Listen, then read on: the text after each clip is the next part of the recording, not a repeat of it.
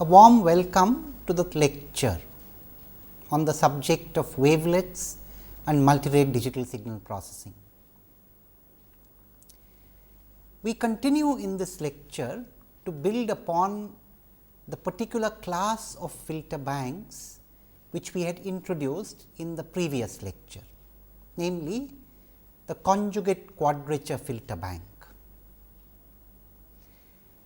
A number of issues related to that filter bank were left unanswered in the previous lecture.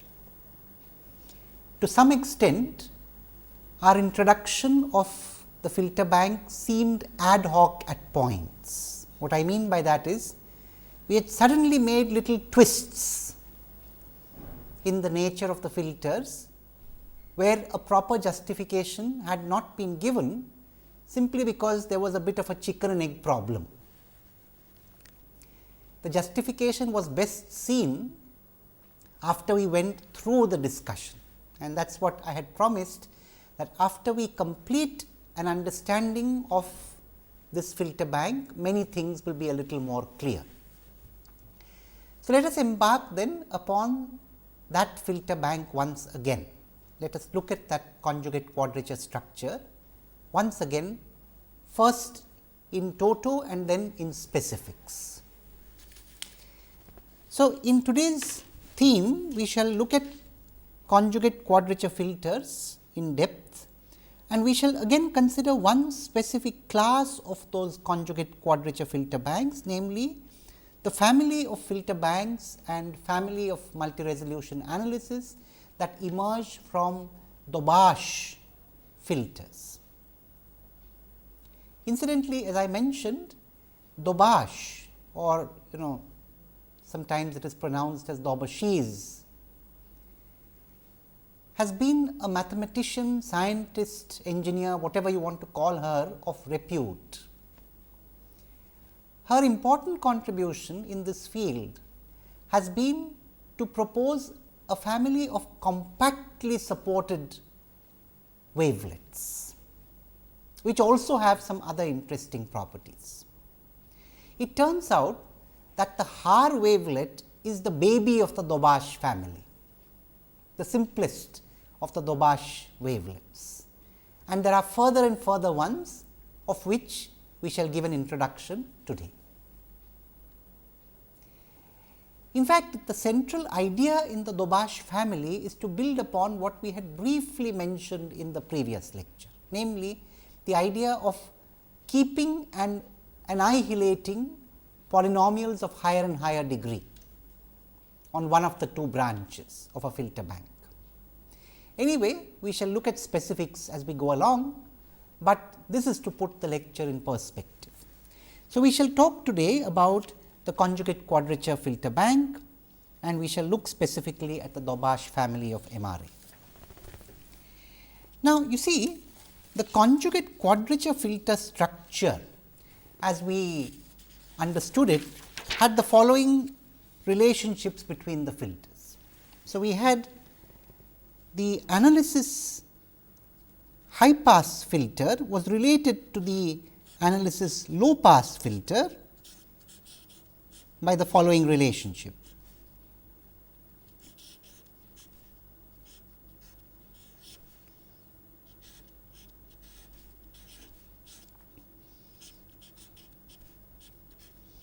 And we had promised that we shall understand this a little better today. Of course, the synthesis filters were related very easily to the analysis filters. So, you had G 0 Z being H 1 of minus Z and G 1 Z being minus H 0 of minus Z.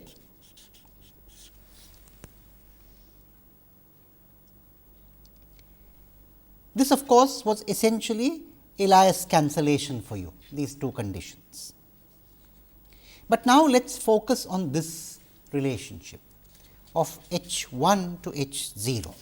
So, first let us justify why it is a high pass filter. So, let us consider this expression z raised to the power minus d h 0 minus z inverse, and let us put z equal to e raised to the power j omega as we do to obtain a frequency response, whereupon we will have e raised to the power minus j omega d h 0 minus e raised to the power minus j omega.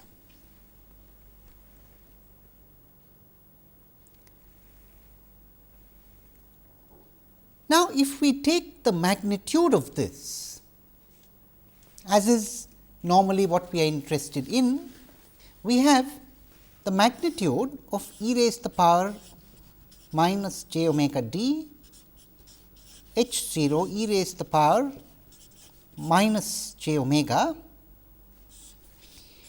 is the same as the magnitude of h 0 e raised to the power minus j omega. Well, minus, I am sorry, minus of this.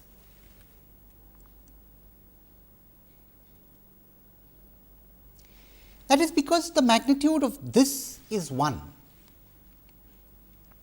And now, let us look at this quantity, the magnitude of h 0 minus e raised to the power minus j omega.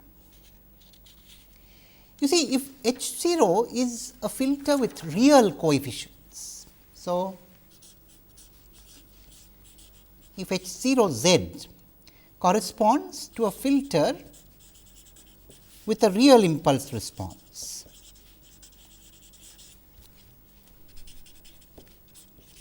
and that is the class in which we are most interested.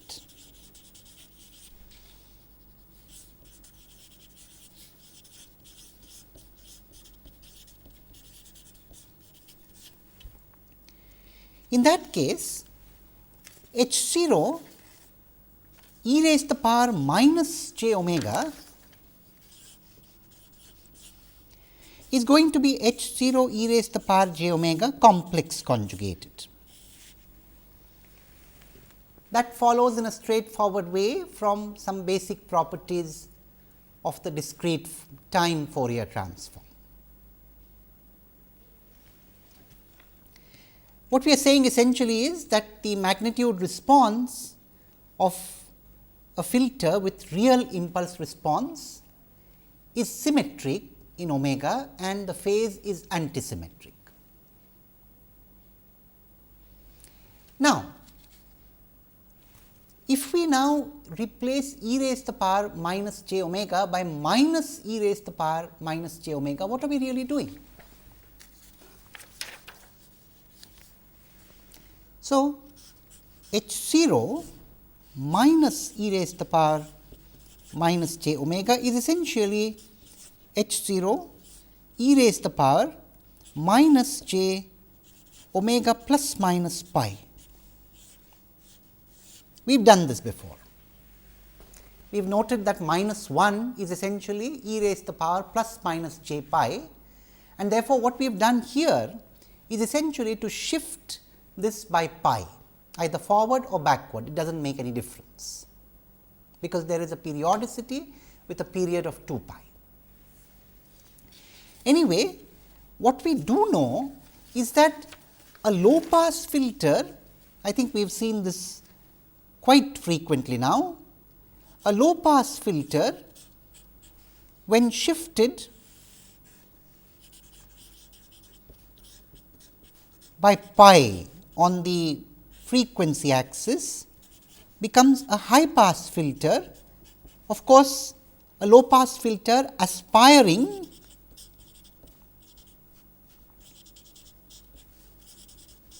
to be a low pass filter with a cutoff of pi by 2. It becomes an aspirant for a high pass filter with a cutoff of pi by 2 again. And similarly, when a high pass filter is shifted by pi on the omega axis, it becomes a low pass aspirant with a cutoff of pi by 2. We have seen this pretty much before. Anyway, recognizing this, then we have an interpretation for what we just did. So, we said this minus essentially shifts by pi, and therefore, h 0 e raised to the power minus j omega without the minus sign would have been a low pass filter as it is, because of this conjugate symmetry that we have here. And now, with the introduction of a minus sign, it becomes a high pass filter. So, we have a convincing argument now that H 1 z, the way we have constructed it. So, we have convinced ourselves, we have shown H 1 z in the way that we have constructed it, namely z raised to the power minus d H 0 minus z inverse is indeed high pass or a high pass aspirant. It aspires to be an ideal high pass filter with cutoff pi by 2, provided of course, H 0 z is an aspirant to be a low pass filter with cutoff pi by 2. So, now things have fallen into place. The only issue is, why have we taken this peculiar expression? Not so peculiar really, now we do not see it as so peculiar, but why the z inverse and so on. So, we will understand that in a minute. You see, I will just give you a trailer for the reason. The trailer is that this automatically brings a condition on the magnitude. We will see that shortly. Anyway, now let us put down the Elias cancellation condition is anyway put down. We need to put down the perfect reconstruction condition. So, let us put down the perfect reconstruction condition. We did that yesterday, but we will do it a little more carefully. The perfect reconstruction condition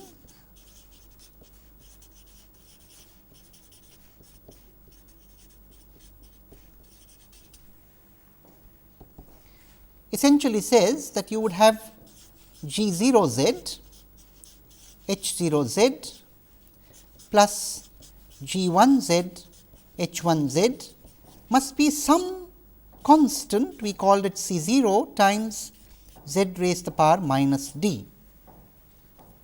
And what are G 0, G 1, H 0, H 1 here? Now, we have agreed that G 0 z is essentially H 1 of minus z. So, we had H 1 minus z, H 0 z plus now G 1 z we had agreed to make minus H 0 minus z, and H 1 z of course, we have agreed to make it z raised to the power minus d and so on, but let me write H 1 z for the moment, and we want this whole thing to be C 0 z raised to the power minus d.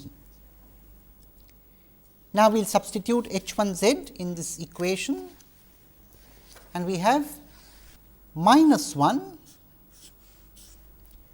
to the power d z raised to the power minus d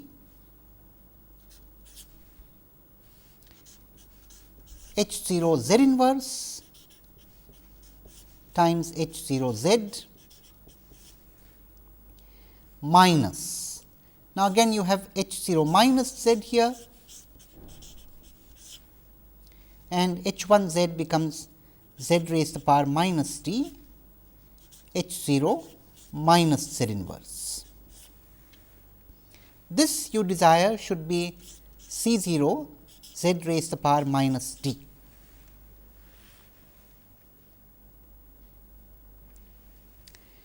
Now, you know, this z raised to the power minus d that we have here, in fact, we should not quite have written it like this, though what we have written now happens to be correct. We should have started by giving a different value for the delay here and the delay on this side. But now, again through serendipity or through convenience, we can actually make them the same. The purpose of putting this z raised to the power minus d here was actually to take care of this term here. So, it is not coincidental that we have written the same d on both sides, though that should not have been done initially, we are doing it right away to emphasize that this z raised to the power minus d term that we introduced in H 1 was meant to take care of this. So, what we are saying in effect is that we want the rest of it to match as well. So, what we desire for perfect reconstruction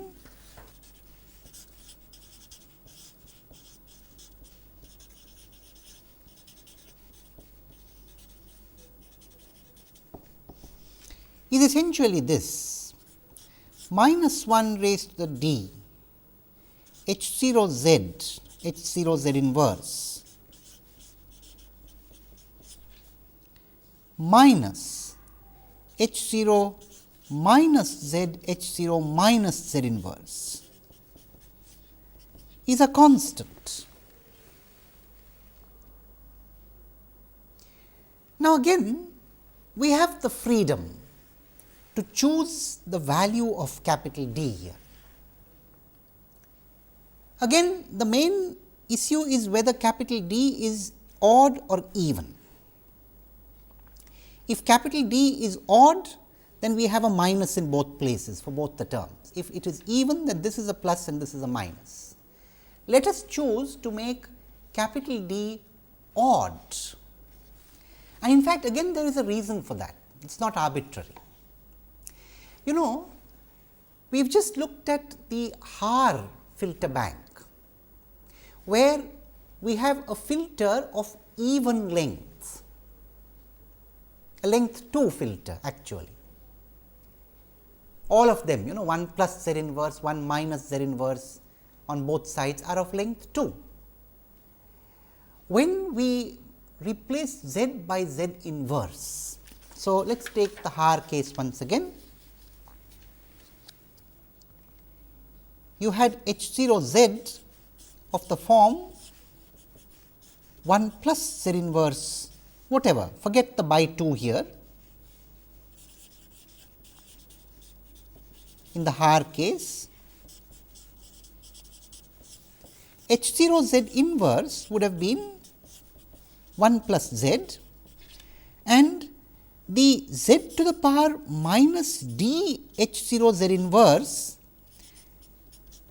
or if you choose, you can write minus Z inverse as we do, and this would then become minus here Z raised to the power minus D H 0 minus Z inverse is actually intended to make this causal. This filter is non-causal. So, you need to introduce a Z raised to the power minus 1 here to make this causal, and therefore, D becomes 1 in this case. So, you see the role of D. I had hinted at this yesterday. You see, we said that the reason why we cannot avoid a delay is because you want the filters to be causal. Now, you see what we mean. This Z raised to the power minus D term has been put there to retain causality, and you just put as much of a D as is needed to allow for causality. And so, here the D required is 1. Now, in the Dobash family, we keep augmenting the filter length by 2 in every rung of the family ladder. So, when we go from the baby of the family, namely the Haar MRA, to the next member of the family, we augment the length by 2. So, we have a length of 4. When we go to a length 6, it gives us the third member, and so on, length 8 the fourth member, and so on and so forth. So, successive even lengths of filters give us successive members of the family in the Dobash family.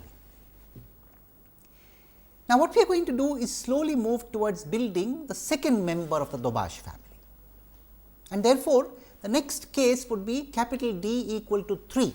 So, you would have a length of 4, and you would have a maximum power of Z equal to 3, Z cubed, when you write H 0 minus Z inverse. So, that is the role of Z raised to the power minus D here. All right. Therefore, it is justified for us to begin by assuming that D is odd. So, let me put that down once again for you. In this relationship that we have here, we shall now assume D to be odd. With D odd,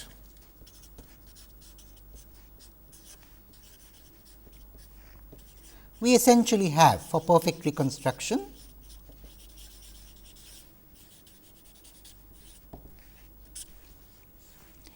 H 0 z, H 0 z inverse plus H 0 minus z,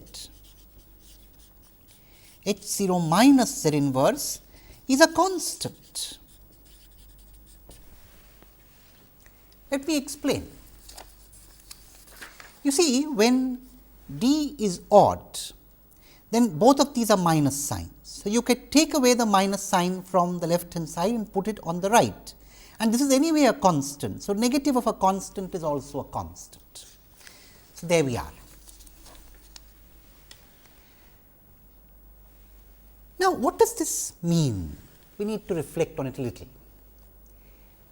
We will first reflect on it in the frequency domain. So, when we put z equal to e raised to the power j omega, what do we have here?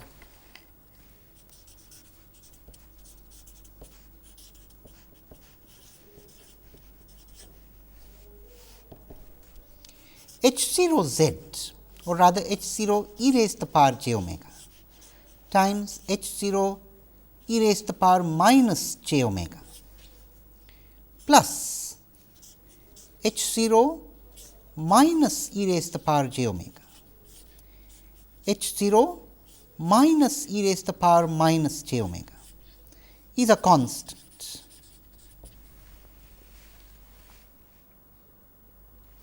Now, once again we shall remove the minus sign here and shift omega by pi, and we shall also note that if you have a filter with a real impulse response, then H 0 e raised to the power minus j omega is essentially the complex conjugate of H 0 e raised to the power j omega. The same holds here. When you have omega replaced by minus omega here, you again get a complex conjugate of this. So, all in all, for real filters,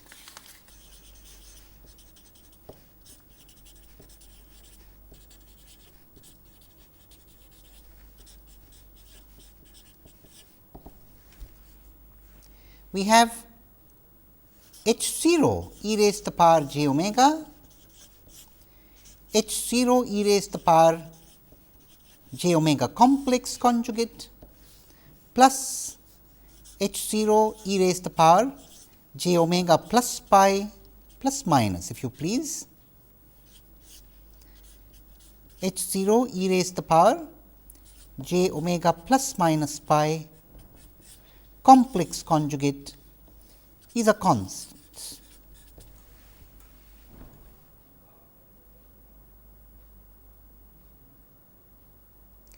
Now, we have a very beautiful conclusion here. You see, this is the magnitude squared and this is again a magnitude squared. So, there we are. What we are saying in effect is mod H 0 e raised to the power j omega squared plus mod H 0 e raised to the power j omega plus minus pi, the whole squared is a constant. Now, this is very interesting. This is exactly one of the properties that we had introduced in the context of the Haar system, namely the property of what is called power complementarity.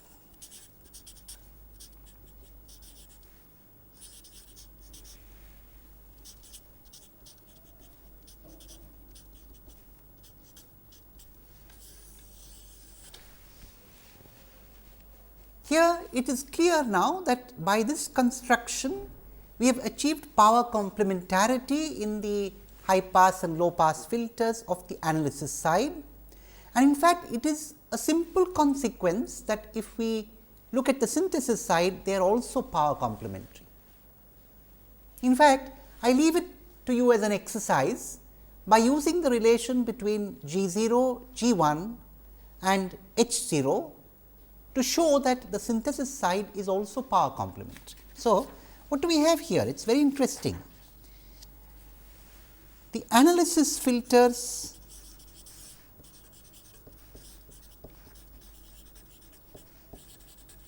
are power complementary.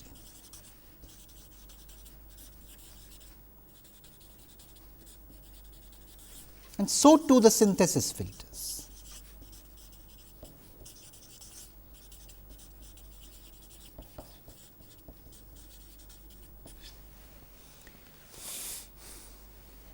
So, as I said, exercise show this.